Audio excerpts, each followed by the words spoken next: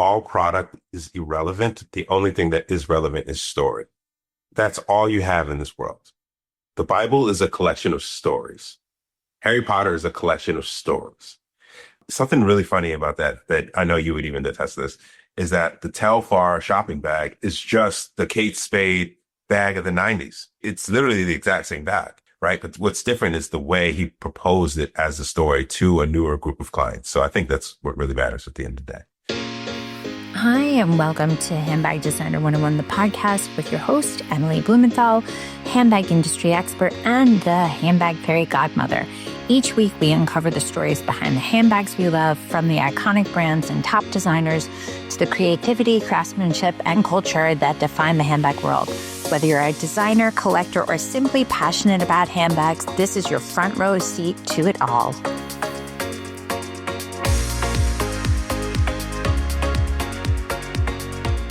Welcome, Wale Sani, Millennial Product Specialist Extraordinaire, to Handbag Designer 101, the podcast. Welcome, welcome. Thank you for having me. I'm excited to be here. Yeah, when I messaged you, you're like, I follow you. And not to sound old and giddy, I was like, ooh, that's cool. I feel famous now. Yes, indeed. Well, that's how I felt when you responded. So mutual. Aw. Bless. So let's dive in right to it. So I'm smitten with your countdowns. When you started doing this, because obviously, as you said, it's been a minute, what drew you into thinking like, okay, hold on, if there's anybody who's going to be an expert on handbags within the space, it's me? The only reason I even came into that space is because I felt I wasn't one. And I accepted that as my fate. And as I grew, I learned from the people that followed me. I would message them and say, hey, what did you like? What did you not like? Give me the exact reasons why. And that's how I grew to be the product specialist that I am now. It's not my thoughts. It's the thoughts of people that I have worked with along the years. Wow. Yeah. So because I was going through, you have a lot of thoughts and a lot of opinions.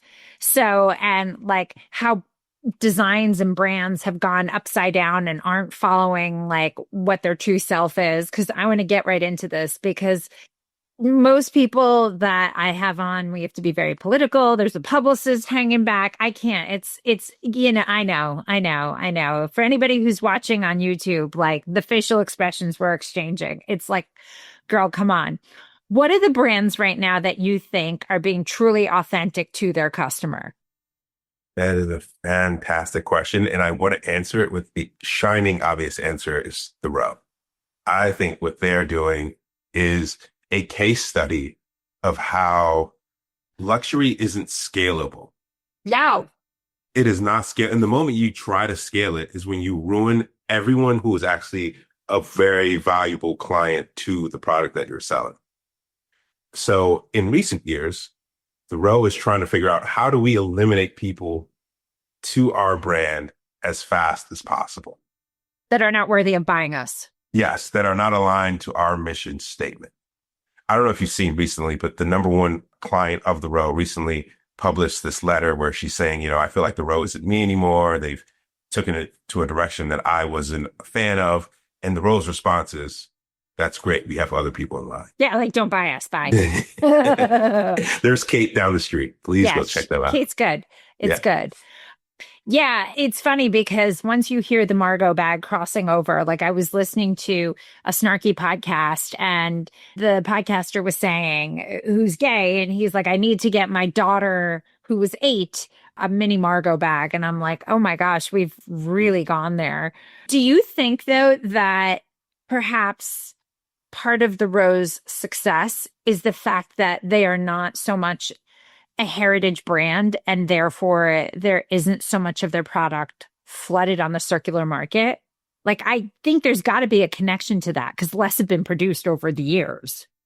The real correlation between their success is actually what makes Gen Z so interested in the 𝐉𝐸 is that it's a founder-led brand.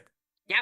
So essentially to Gen Z, it's being positioned to them the same way that they would see the way Kate Spade was to what Kate Spade was to a the millennial. 90s.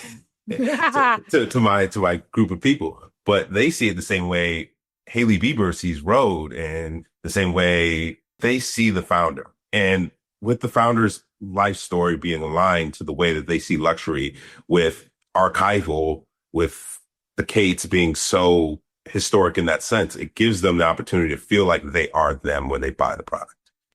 So, yes. Okay. So next, I feel like we're going to be doing the ABCs here. So Balenciaga. Balenciaga is probably one of my most favorite brands to talk about, only because of the motorcycle/city bag. And to me, that's a case study of how to understand a hero bag, understand what you know is a bag and a product that you know your customer really resonates with, and how to maximize on it on a familial level, right? Like the iterations, it's a big and a little, it's a mini, everything still has, like, it all carries that same likeness. You can all tell they're related. None of the product that they put out is a bastard of that child within that family. Like, they all look alike. Now, the hate that happened for Balenciaga, primarily, I feel like came from people who still can't pronounce it, right? Like, let's call it what it is. Because, people are like, oh, I don't like it, Balenciaga, blah, blah, blah. People still want it. Do you feel like that the changing of the guard really mattered to its future success? Or at the end of the day, they still make good bags. Nobody cares. I think there's 2 points to that. I think if someone has the ability to hate you, you might find your husband or wife soon. And that's the testament to having a point of view. God, I'm glad no one's. I almost spit on my screen. That's amazing. Yeah. If you're not hateable, you're not lovable. So I think in the midst of a lot of brands today, they're trying to be likable. And because of that, they don't find a product or something that they can position and say, this is what we are, this is what we stand for, and this is why you should invest with us. And if you don't, that's okay.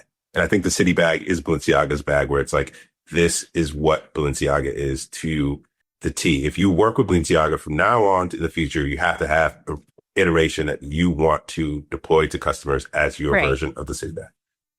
Do you think customers who are more brand driven, in my opinion, perhaps know less about the product, but more obsessed with the brand, the label, the show, like aren't even aware that so many of the bags aren't even made with real leather? It's mostly PU. Do you think the customer cares as much about what the product is made of? I don't think they should if they don't.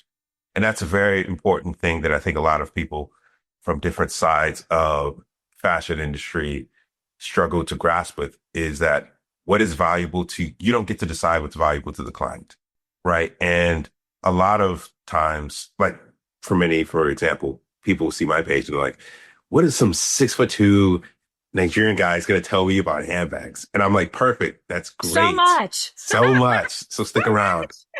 Stick around. There's people who follow me that don't want to follow me. I understand. If you were 5'2", nothing, but 6'2", I'm here for it. I'm here for it. That's to it. The moon. That's to the it. moon. I want to talk about your top fives. How do you determine, because there's such a overwhelming amount of content, how do you decide, like, your recent top fives? How do you decide, like, okay, what's relevant? Like, what's your recent top fives about, and how do you figure that out? What I decide is what's relevant is that I'm so in tune to who I am that the people who follow me are essentially versions of me. So I know in their brain, it's like Stranger Things. Like, I'm already affecting they're screwing around. And that's what the great thing about building a brand is, that everything you say is already coming from the point of view of people who are already you, hence why they're following you. So the top fives are so easy. So what was your most recent top five? Most recent top five, I think, was a series of top three affordable quiet luxury brands that will command respect. And I worded it in a way specifically so it wouldn't be brands that you don't know about, brands that you could know about, or you don't know about, or you do know about, that if you wore, people would stop you on the street and say, hey, what is that bag? Right. Like, I think the first one was Horse. Yeah, Clementine. Yep. Clementine. Right. Exactly. Because I was going through it, and that's the one that pulled me in. And I'm like, I agree. Do you think, because I was recently I call it retail anthropology. It's a favorite word of mine. There is a guy called Paco Underhill, who is a retail anthropologist who came up with that construct of talking about the why and how we shop, like what goes into all of that. And I was looking at the little bags, the French designer who makes the little itty bitty bags. I'm mortified. I can't remember right now. 𝐷𝐸𝐻𝐿𝐻. Yes, Douglas. yes. And I was talking to the guy who was there. He also makes teddy bears there that are like $250, by the way, upstairs. Very lovely guy. And I was looking at his mini, I think it's the Besso bag, the mini bag. And it looked so much like the Loire bag. It's the same top handle. So much of that is so similar. Do you think, like, if someone's going to capitalize on a trend, the overlap of the similarity between the customer, the product, the color, what is your take on all that? My take is all product is irrelevant. The only thing that is relevant is story. That's all you have in this world. The Bible is a collection of stories. Harry Potter is a collection of stories. Something really funny about that I know you would even attest to this, is that the Telfar shopping bag is just the Kate Spade bag of the 90s. It's literally the exact same bag, right? But what's different is the way he proposed it as a story to a newer group of clients. So I think that's what really matters at the end of the day. Well, Telfar, much like Brandon Blackwood, much like so many people, had been around for a really, really long time, 10 plus years, and had an opportunity to capitalize on a tipping point moment. And I think Telfar's, like, people should study him, should study what he's done, should study his marketing. I think the way he's done it is probably better than anybody known to mankind, truly. Like, when he took over the Rainbow Shop in Brooklyn under the train, like, I was just watching that live. Like, I was not there, but I was watching. And the thing about that Telfar bag is it is extremely uncomfortable. Structurally, it's not good. The crossbody strap is ergonomically incorrect. It is not a comfortable bag. People walk with that bag and it flops on them. Like, there was whatever test drive was there. It's like nobody cared because of the story and how the bag was presented. And anybody I've seen them, I'm like, you can make that strap shorter. It doesn't need to hang so low on your body. It doesn't need to whack you every time you walk. But because those bags aren't even made with real leather. Bags are PU. Right. But the story and the how and the who, it's really, really good. Do you believe that certain designers within that space perhaps have gotten too big for themselves within their story? I think they forget their story. So I think if that's the proposition that we're making there, I think they do. But the good thing about forgetting your story is that you could then remember it in a different way than you lived it. Yeah, imagine if Carrie Bradshaw could do the same. Well, if you rewatch Sex and the City, Carrie was a horrible person. But that's the people who watched it fully. Right. I now rewatch it for everybody else. I'm like, why are you so mean to Samantha? She was your friend. She was literally your only real true friend, and you're mean to her. I don't know. Certain friendships, I would have gotten on that text chain like quick. Growing up is realizing Charlotte shouldn't have gave her the check. That's when you that's when you grow up. This is so many nuggets of good stuff. I agree. You don't deserve the check. You don't deserve the check. You don't deserve the check. Live smaller. Jesus Christ. Oh my gosh. Wale, there's so much. I want to talk to you a little bit about, though, and I'm sure this is boring. Well, not to us, but in terms of trends you're seeing coming out, because I deal with people from WGSN. I deal with people from industry. But people, like, essentially, you and I are of the streets. We hear the whispers. We see what people are talking. What are the things that people are saying that you think? Because there's a lot of tangible connections between silhouettes and color, right? Like, if there's a lot of color coming out that's bright and pop, it usually means the market is bound to be doing well. If there's more muted, more structure, that means people are theoretically tightening their purse strings. They want things in order. like the bigger the hobo, the better the market, because there's lack of organization. It's big, it's oversized. That's how people are living. What are you seeing going on that you think other people aren't? What I see going on is there's going to be a very big rise in this conservative way of dressing. And it's already kind of taking it into tow with quiet luxury, but I think it's going to take a step further with the idea that if everything can be purchased on the resale market that is boisterous of a brand, we're going to buy things that can't be identified by the secondhand market as someone inflating themselves into that cultural zeitgeist, if that makes any sense. It totally does. Yeah. So a lot of, I think, really, really, really wealthy people will start to wear couture or something that is customized to that group of people. So, for example, Masters golf gear. I think that's going to take a huge rise, especially with quarter zips kind of coming into play, identifying who you are by that quarter zip and by that emblem, things like that.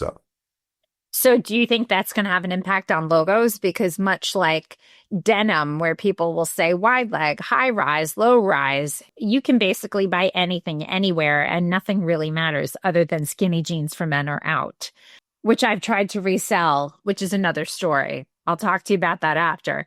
But in terms of logos, people say big logos are in, small logos, understated, overstated, everything goes, but we all know what's the real deal. What do you think?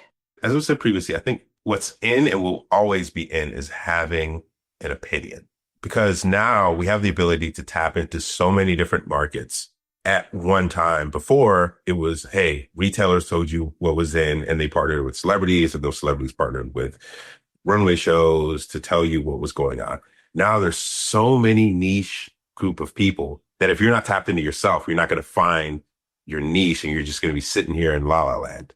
Yep. You know? Yep. It's all about community. All about community. Without having a community, you have nobody. And I think, if 80% of the business is controlled by 20% of your customer, I feel like, and also customer acquisition costs are so high. What I teach my students is think of how much you can do without spending money on advertising, because you have to be clever. You have to be out of the box. You have to be Blair Witch about this. You have to have the street and the hustle. I'm like, what is my unique selling point to doing something to an existing silhouette that hasn't been done, right?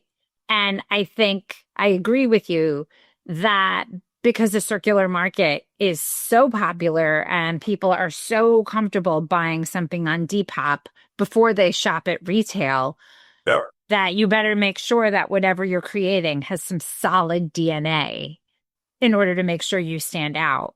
Do you follow independent designers? I hate the word emerging. It's a no-no for me. I don't like that, because independent designers are designers that are not essentially commercially known. Emerging makes it sound like a training bra. Like nobody needs to be. Like once you've created, you put out a bag, you've sold it, like you're a brand, the end. What kind of brand is always up for discussion. I follow independent designers, obviously, that's what I do, but also there's usually a life cycle in terms of knowing how to deliver on time and knowing how to price, because pricing is always a challenge, as I'm sure you've seen that a lot of smaller brands walk in saying, I'm luxury. And it's like, you're not luxury. Your bag is overpriced because you don't know how to price your product correctly so you can make a profit. What are some brands that you think that you're watching that you think, okay, I think I gotta see what's going to happen? If you ever wanted to start a handbag line and didn't know where to start, this is for you. Living proof that independent designers can make it big.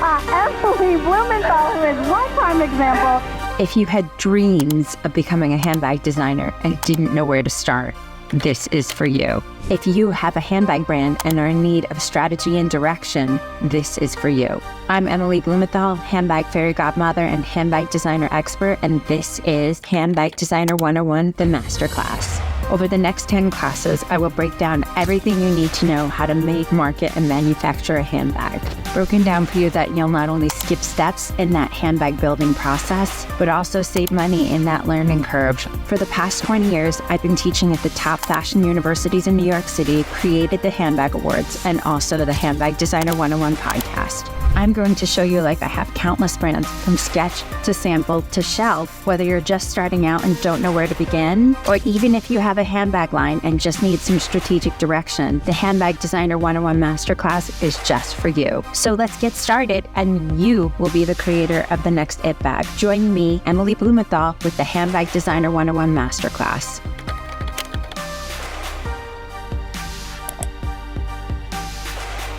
Brands that I think that about. Interesting you say that, because emerging is such a vast category. A brand that I'm actually watching that I think has the ability to truly scale is Coach. I know that sounds really super crazy. It does not. And it does not, right? No. Coach is the antithesis of what remembering your story is about. Going back to why you started in the first place. Because once again, we all know Coach had the outlets. People felt the ick about Coach. It had this era of just not knowing where it was. And retelling their story allowed them to become a much more valuable brand in 2025 than they were in 2016. Well, I had a cell phone call with the president while he was on his way. And he was saying that they are so tapped in to their 17-year-old customer because she is typically a junior in high school. She is still solidifying. She still is an influencer in her own right, which is part of the reason why they added coffee into their outlets, because it increases the shopping. It increases them keeping them in the stores. So everything they're doing is so laser focused on who their customer is. But I don't believe that customer really gives a shit about the husband and wife who started that and that it was made out of a baseball mitt. Because the pre-Sara Lee bags, you will still find it at any vintage show, because those bags still, like with the piping and the same twist lock and the same very long crossbody strap, or those very, very like masculine, very heavy computer bags, or, I don't know if those speak to the customer, but I feel like they have so much that they can work with. True. But the reason I say that they're on the up is because they've decided they don't get to control the story that the person who buys a bag tells their friends. Instead, they get to control the narrative of what they present to the world, and they can choose from that point. So once you get a Coach bag, you'll be like, man, this is actually like pretty good quality for the price I paid, blah, blah, blah, blah. But you don't need to know the origin story of Coach, because that isn't why you bought a bag in the first place. I mean, that's sure, it'd be interesting for us to know, right? For us is the end. But like I was telling one of my friends the other day, 99% of people who go to basketball games do not know more than the person that's on the basketball court, but they support the industry that allows it to exist. Got these really good one-liners. I'm into it. Are there any other brands that you have your eye on? Another brand I have my eye on. A brand that I think I don't necessarily look at brands that are up and coming simply for the fact that it may cloud my judgment on why I think this brand would be valuable to the people that follow me. So I would say a brand that's already established that has the opportunity to turn to another level. Will they? That's a whole nother discussion for another day. Right? It's a difficult thing to do. I think Saint Laurent. Oh, you're talking big brands. I'm talking big brands. I'm talking big brands. Big brands. Big brands. But I think they have the ability to really rediscover themselves post this. I don't know. With the new creative director and the way he's really recalibrating the point of view from Saint Laurent, I think they have the ability to take that next step, especially for Kering with their whole restructuring thing going on. So do you think customers now, because there's been so much change, like we were talking about how Gen Z is so like screaming from the rooftops, like sustainability, all of that. But the reality is like they are sheened up. Do you think this is a smoke and mirror thing? Like, do you think people still care about who is making their product? Like if it's women made, if it's Black owned, if it's Latin owned, do you think, or is that, because at the end of the day, you got to make a nice product, right? It's the product and the price that's going to draw you in. It's the story that's what's going to keep you there, because you still have to say, like, does this work for me? Like, does this connect with me? Do you think people care as much?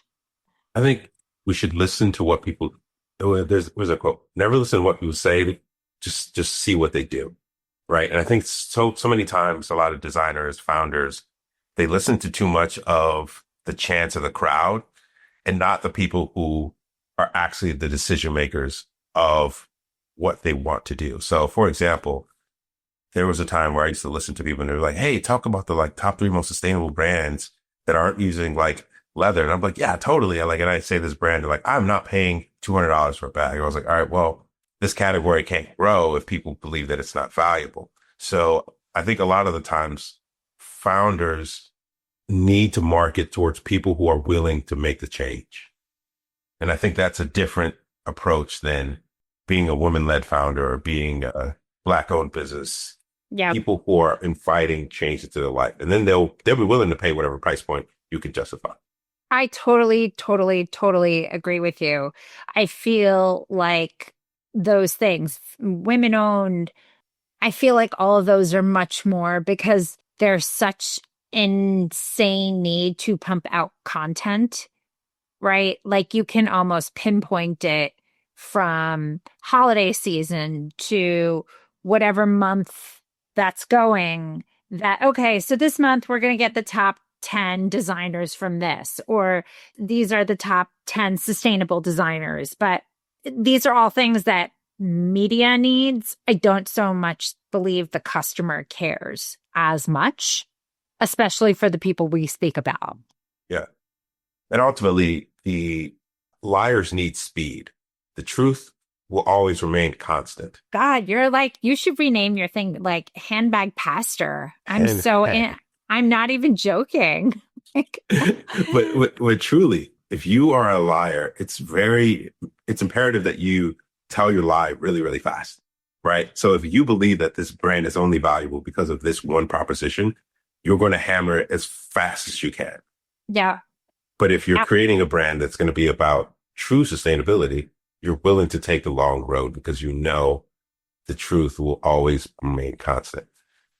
Do you believe in terms of price sensitivity of the affordable luxury brands or the quiet luxury brands you're speaking about? What do you see like the sweet spot for those particular bags would be?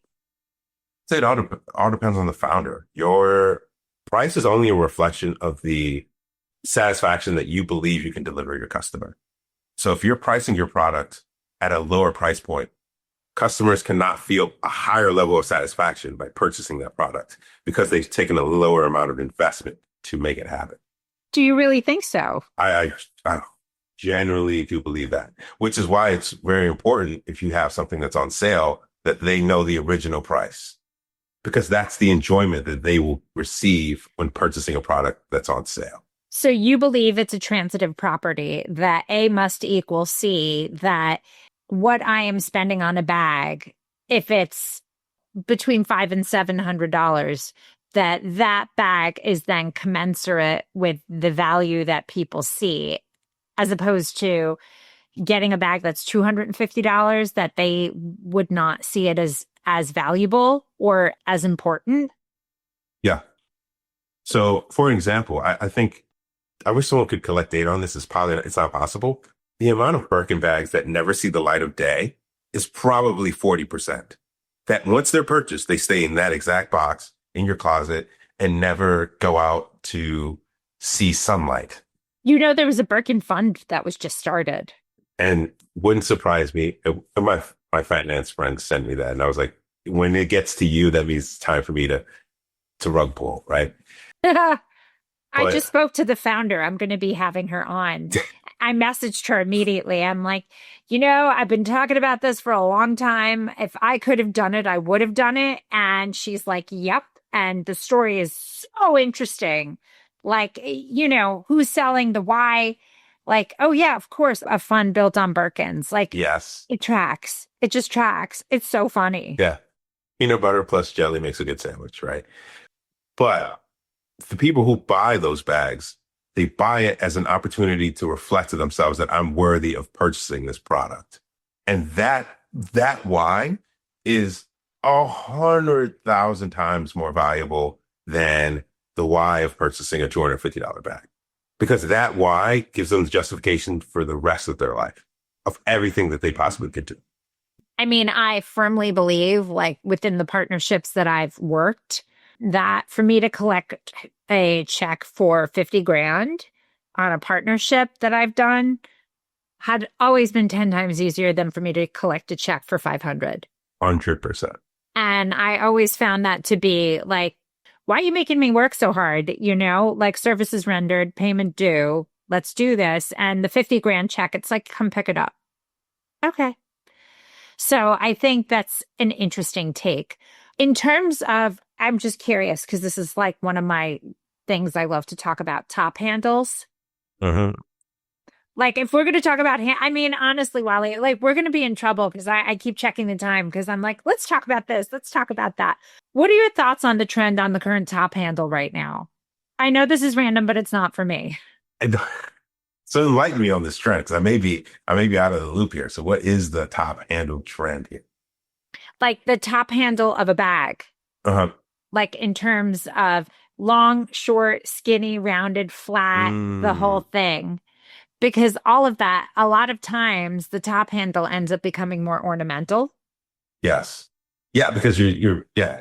And unless you see her wearing it in the crook of her arm, the top handle is never used because then you need to have a crossbody strap that at least it could go over your shoulder. Right. So, you know which top handle I do like though, now that we're bringing it up? Many brands use it, but it's top handle where it's like if you pull it, it stretches out. But when you let it go, it lays flat. Like, okay. I don't know if you've seen. I do. I know what you're talking about. Those yep. I love. Those I love because it's like, it's almost like a 2-in-1, can clutch it up if you need to. But who's wearing bags on their forearms in 2025? Margot bags. Which is why it's one of them. Yeah, exactly. Margot bags. Yeah. So I know now I've seed planted and I'm going to take full ownership because I know you're going to do a top 3/5 on top handles. Top handles. Yeah. And now you're going to pay attention to it. I'm going to tag you on it yes, please. Well, have you seen the top handle for the new Chanel, the giraffe bags in those? Yep. What are your thoughts on those? You know, it's funny because I was watching, I think item novelty is needed now. Right. I believe post-COVID that, and I'm a big handbag history person, like big. I am my own self-made handbag historian because history repeats itself. It's bound to. Post-Spanish flu, the bags became small, they became ornate, they became sparkly. The straps were really, really long. People were wearing them on their shoulders. And then people were poor. They were dead ass poor. So it was like you got both sides. And then it became very clear that that's where we were headed. And I think every single brand you see that goes down the runway now will make sure they have at least one silhouette that's novelty. Mm-hmm.